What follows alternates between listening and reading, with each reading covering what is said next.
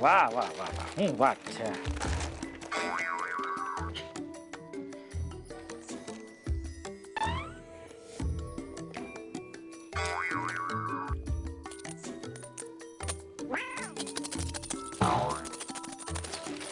એ ક્યાંનો રોકડા રૂપિયા હેનો ખખડાવ કર્યા કરત તું? મામા મારે એક સવાલનો જવાબ દ્યો. કેમ? આ તું કરોડપતિની ગેમ રમાડવાનો છે મને? સારું, મને એમ કે તું આમાં ઇનામમાં હું જીતીશ તો શું દઈશ, પાવલી કે પછી આઠાની? ઇનામ તો બહુ મોટું છે મામા, એમ? પૂરો ₹100. તો તમારો સવાલ ઈ છે મામા કે આજે દેશમાં સૌથી મોંઘામાં મોંઘું બિલ ક્યાંનું? એ તો 5 સ્ટાર હોટલનું જ હોય ને ગાંડા. હા મામા, સંસદનું બિલ બહુ મોંઘું પડ્યું છે બાપલ્યા, બહુ મોંઘું પડ્યું છે. સંસદનું બિલ? હા, કેવું બિલ? વકફ બોર્ડ વાળું બિલ. મામા ઈ બિલમાં તો પૈસા વસૂલ છે. પૈસા વસૂલ? હાસ તો મામા, આપણા લોકસભામાં આપણા સાંસદો છે ને, જે જાતે ને જાતે 24% નો પગાર વધારો કરીને બેઠા છે, લોકોએ રાતના 2 વાગ્યા લગન જાગવું પડ્યું.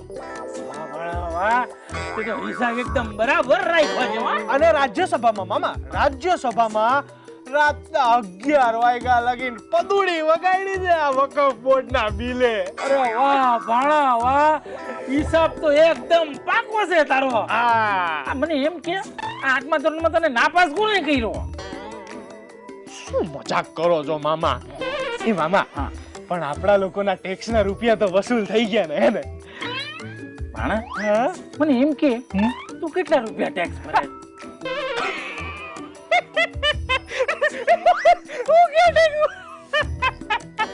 હું તો બીપીએલ કાર્ડમાં મફતનું અનાજ ખાઉં છું મામા.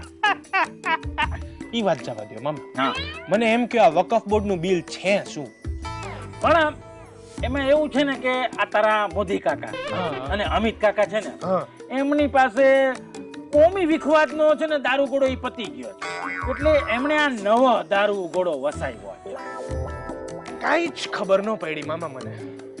આ વસ્તુ છે ને એટલી જલ્દી સમજાય ને એવી છે જ નહીં ભાણા. કોઈ વાંધો નહીં મામા, ધીમે ધીમે સમજાવો. ભાણા, આ વકફ બોર્ડનું જે કાનૂન છે ને, એમાં લઘુમતીને બહુ મોટો ફાયદો થાય ને એવો સુધારો 1995માં થઈ ગયો.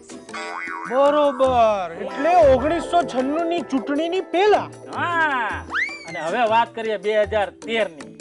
એમાં આ વકફ બોર્ડને ફાયદો થાય ને કે તમે જમીન ઉપર ગમે ત્યાં પોતાનો હક કરી શકો એવો સુધારો 2013માં થયો અને તમે કોર્ટમાં ન જઈ શકો.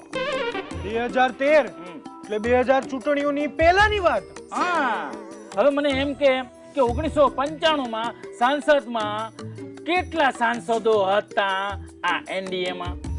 કેટલા સાંસદો હતા? 120. હવે મને એમ કે 2013માં આ એનડીએમાં કેટલા સાંસદ હતા? કેટલા? 156. ભાણા, હવે સવાલ એ પેદા થાય છે કે આ બહુમતીના કાંડા કપાઈ જાય એવો સરસ મજાનો કાયદો પસાર થઈ ગયો તોય આ લોકોએ કોઈ ઘોંઘાટ ન કર્યો? મીડિયા સામે આ લોકોએ કઈ કકડાટ કેમ ન કર્યો? શું વાત કરો છો? હા તો નહોતો કર્યો. જરાય નહીં ને. આ કોંગ્રેસીઓ આ વકફ બોર્ડના નવા બિલ સામે ફરિયાદ લઈને સુપ્રીમ કોર્ટમાં ગયા તો એ વખતે આ ભાજપ વાળા જઈ હતા તને ફરિયાદો લઈને. કેમ નો ગયા? ઈ તો જોવાનું છે ભાણા. આટલા વર્ષથી એટલે કે 10 વર્ષથી આ મોદીના સાંસદો હાથ ઉપર હાથ ચડાવીને બેઠા હતા, બરાબર છે?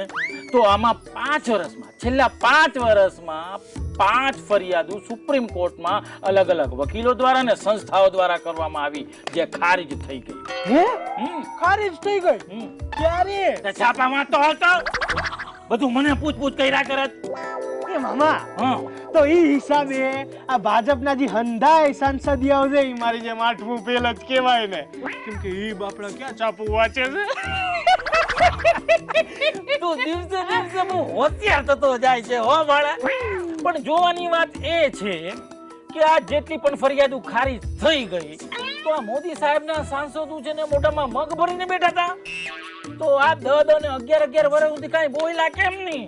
તો હું એ જ કહું છું 11 વર્ષ લગી કેમ ન બોલ્યા?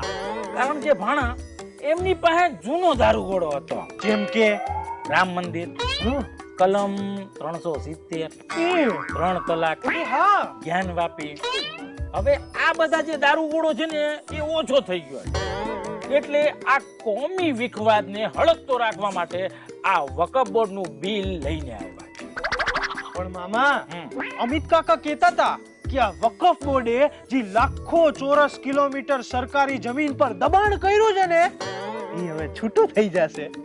ભાણા હા મને એમ કે તારી કેટલી જમીન દબાણી છે? મારી તો ક્યાં જમીન જ છે મામા. પણ મામા મારા ગામમાં જમીન ઉપર દબાણ થયું હતું, પણ એ દબાણ ધારાસભ્યના કોક સગાએ જ કર્યું હતું. બોલો. એ વાત સાચી હો, મારા ગામમાં ઘણી બધી જમીનો ઉપર દબાણ થયું છે. પણ આવી તો કેટલી હજારો ને લાખો કિલોમીટર જમીન ઉપર ગેરકાયદેસર દબાણ થયા છે, પણ એની તો કોઈ વાત જ નથી કરતું. ક્યાંથી કરે મામા? એમાં ક્યાં દારૂ ગોળો છે?